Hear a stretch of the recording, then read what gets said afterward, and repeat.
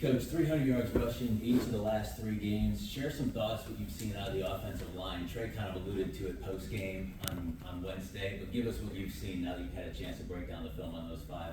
Yeah, we've gotten better up front. I think this last game was probably the most consistent we've been up front with the O-line. Anytime you can rush for whatever we did, 400 some yards, they're doing something pretty good up front. And you add in your quarterback to the run game, which is always part of what we do. He's running really well, and Trey's been phenomenal. You know, he gets better and better each week. He's in first year in the system. He's comfortable with what we're doing now, but I think every game we play, he gets even more comfortable. So, and I've said it before, you know, you're not going to be able to run for that many yards without really good perimeter blocking. You know, our tight ends take a lot of pride in, our wide receivers, so it's definitely a group effort.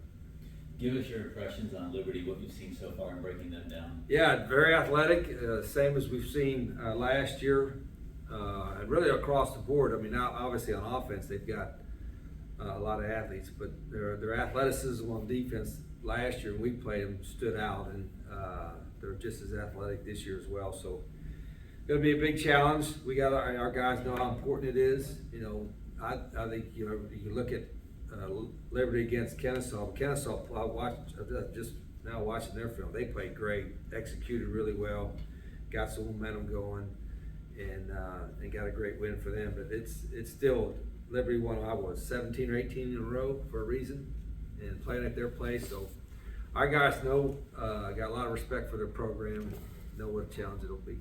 Open it up to questions, Coach. You mentioned Huff was banged up on Wednesday. Just how's he doing? Yeah, he's getting a little better. I mean, he's still. I mean, if we practice, we don't practice today, so I don't know if he would do anything today. But hopefully tomorrow is a Tuesday practice. We'll see what he can do, and try to get him along a little bit. We're not going to push it. And then you got Logan and Zion, so we've got some guys that take reps. But you know, Tyler ran a lot. Now I'm not sure where he even got. It's where he got hurt at. I think it was maybe he was planting somewhere. It felt a little something twinge, but our trainers and he are on top of it. You expect him to play? What's that? Is he expected to play Wednesday? Yeah, I mean, we're not supposed to enter my injury report. Do I do one? Yes, sir. I don't know. But who's like? I see some teams like won't list no depth chart, right? I could be one of those guys. I don't know. No, I think he'll play. Speaking of the depth chart, you guys still have Logan and Huff or... Oh, do we? Yeah, that tells you how much I pay attention to it. No, the reality is we actually, believe it or not, you know, we have a staff meeting every day, and we review the depth chart every day. It's usually pretty quick. It's like, hey, which guy we have first here, which guy we have second, and you know, we review the special teams depth chart. So yeah, actually, in our thing, Tyler's the starter. But we also consider a Logan a starter as well because of, you know, the reps he takes and what we think about him. So, but yeah, Tyler's QB1, I guess you want to say, and Logan would be QB1A, double A, whatever you call it. You guys have done especially well during the midweek games. I know there's a lot of factors in that, but is there anything you do in preparation? You know, no, we've talked about it before. You know, it's everybody I'm sure has the same schedule. You're like, for today is a Monday for us. It's a day the player's off, and you know, you almost forget what kind of day it is. But once you get into that routine, it's actually easier. You know, it's not as difficult. Usually when you first go into it, or when you have the 5-day window, like when we played New Mexico, that turnaround, the 5-day window is what makes it a little bit more difficult. But we've done okay. This is the last one. It is kind of neat, you know, when you're not playing on Saturday, we're practicing, but when you have an hour or two to watch, you know, like I said, other coaches suffer. You know, it's not fun to watch them suffer because a lot of friends of mine, but it's a little bit unique. But it's going to be good to go back to a Saturday games as well. I think especially for our fans, it's hard. I think it's a lot of places. It's hard for some folks to get to the midweek games, you know, whether working wise or what have you, and so. Saturday's always a little better thing for that, but no, we got one more of these, and this will be you know, you can see on film they got a great environment. I've never seen their facilities, look like fantastic facilities, and I'm sure there'll be a big turnout for this one. Going into this, how do you kind of maybe help work the team thinking, hey, they just lost to Kennesaw State and we blew Kennesaw State out 2 weeks ago? How do you kind of stop that thinking so they're focused? Yeah, I think because they beat us pretty good last year, so our guys have a lot of respect for them. And I don't know what their schedule was before Kennesaw. I think they had an open time when the App State game got canceled. So if they had like us an open week, we look at our next opponent and the opponent after that. So they were probably already looking at us somewhat too when you have an extra open day. So it's they're the defending conference champions. Power, they were in the BCS Bowl last year. I mean that's still the same team. So we're gonna get their best version, I'm sure. And our guys got a lot of respect for their program, so we've got to play better. And our guys know that. It's not that you don't want to look at too far ahead, but it's for first place in the league, right? So right now we're still in a position where every game we're playing for is playing for first place in the league. But I don't like a lot of coaches go 1-0. That's our goal to be this 1-0 kind of. It's like the next game is the most important one on our schedule, and every game, every conference. That's what he said the last couple weeks. I mean, that national TV conference game. I mean, that's all you need to know. The midweek games, obviously that gives you guys a lot of exposure. Do you hear from anybody who might not have seen you otherwise through? I think generally in recruiting we do. I think there's so many options to watch. Like every game's on TV. Like I think people scroll. I think when you're a midweek game, there's not as many options and there's not as much scrolling. Going on. They're paying attention maybe a little bit more if they love football.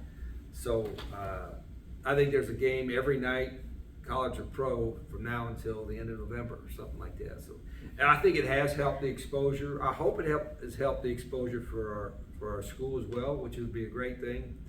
I think Jax State, I'm biased, but I think it's a great school. So I hope it helps the enrollment as well. But certainly it has helped our program. A lot of people have seen it, and we've done pretty good with them. I guess this is the last one for this year, but it's been. People that I've talked, colleagues of mine have said, yeah, we got a chance to see you, which I normally wouldn't, so that's been good. I think we talked about a lot in the beginning of the season, not last week, just the helmet-to-helmet communication, all the new tech. Kind of as the season got along, have you guys found new ways to use that? The helmet-to-helmet thing has helped my son. Is that Rhett's the one that talks with the quarterbacks on it, and it's probably good for him rather than me because he's a lot calmer than I am. I mean, they would be doing a lot of this, kind of stuff if I was talking to them. But I think that's helped some too as well. And then I also think the iPad thing, I get so busy that I'll look at it during some of these long TV timeouts so I can get that. But our guys use it all the time. I think that part was overdue, And I don't know if that's a huge thing. I mean, you got coaches in the box that kind of tell you what's going on, but it is kind of nice for the players to kind of actually see an adjustment or something you're going to make from that. That's pretty good. You guys scored touchdowns in 12 out of the last 14 second half possessions. Is that one of those Oh, is that right? Is that like one of those leading indicators, like 25 first downs that says that what you I hadn't really looked at it. We've talked this morning, our staffing, about possessions, and we're usually better, obviously, when you run the ball, but we're also better when we have multiple possessions and try. Defensively, I'm not a big stats guy on either side, but getting turnovers and 3 and outs is so critical to controlling the tempo of the game. And we didn't get any turnovers in the last game. We only had 2 3 and outs, and so fortunately we were running the ball better, and that helped. But when we're playing at our best, is and sometimes turnovers are lucky. They gifted it to you somehow. You got lucky, and some of them are forced. You either punch the ball out, or you tip the ball, or got an interception that way. And those along with the 3 and outs. So we have not been as good in the 3 and outs as I would have liked.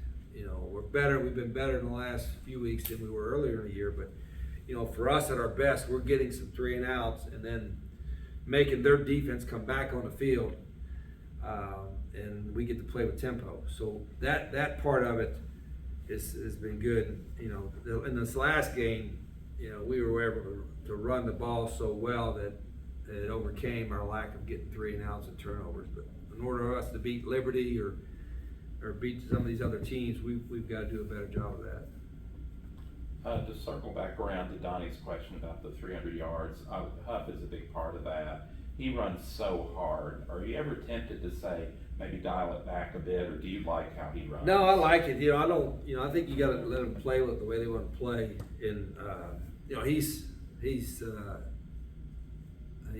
kind of sneaky athletic, I guess. And a lot of he's runs a power runner, but he's got a little stiff. I think the most underused technique for any running back or quarterback runner, is a stiff arm. Everybody used to do it. Nobody does it anymore. I mean, that's the reason why the Heisman Trophy's like this, right? Nobody uses a stiff arm, and both our backs use it a little bit. Tyler does it all the time, and so he's got a kind of unique thing, and so does Logan. But they're good runners, and I want quarterbacks. They don't all have to be, like the Pat Whites that were so dynamic, and Bernard Robinsons that run pie people, but they at least have to be willing runners, and our guys are willing runners. Tyler is certainly a willing runner. You don't want them to, our kind of, I don't want to say technique or philosophy is touchdown, first down, get down. And they don't get down.